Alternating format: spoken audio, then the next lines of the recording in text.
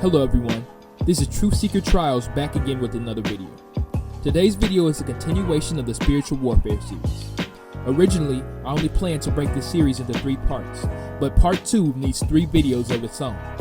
I hope the Lord allows you to get something out of this video. So without further ado, let's start.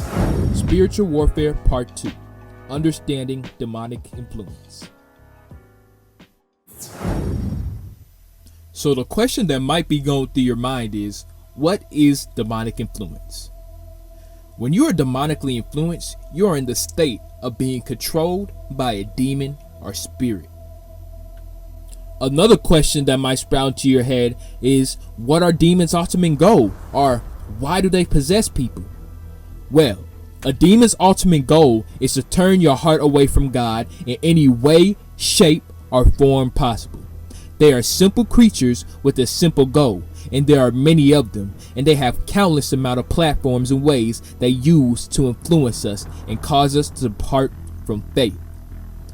In 1 Timothy 4:1, it says, "Now the Spirit speaketh expressly, that in the latter times some shall depart from the faith, giving heed to seducing spirits and doctrines of devils." I don't know if you knew this, but we are in the latter times. Now, this may lead you to think, how often do we get demonically influenced or possessed? So, until we submit to the Lord and truly are led by the Spirit to where we can detect every attack of the enemy, it's safe to say we are being demonically possessed every day. Do not let this discourage you though. It takes diligent spiritual training and walking with God and revelations to understand when we are being demonically possessed. And that's exactly what we're doing right now. As we move on, this will all start to come together. But know this, in 1 John 4:4, it says, "You are of God, little children, and have overcome them, because greater is he that is in you than he that is in the world." Now, I know what you're thinking. You're thinking, no way I've been possessed by a demon, because I don't look like the people in the horror movies. My eyes haven't been rolling to the back of my head. I haven't looked like this. This is exactly what demons want you to think.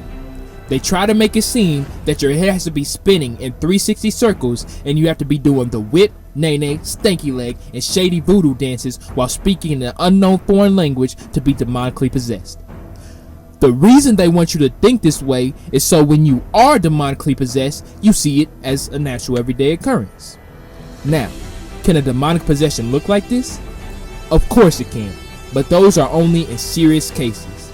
In Mark 5:1-20, it gives you a good case of a man demonically possessed like the movies, and I will show you a short video clip of Truthunedited to give you a better understanding. The storm, they came to the other side of the sea, to the country of Gadarenes.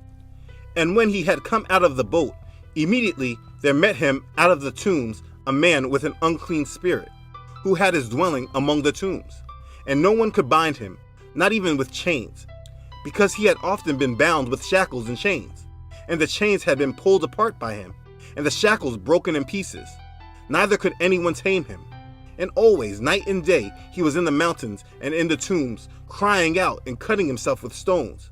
When he saw Yahshua from afar, he ran and worshipped him.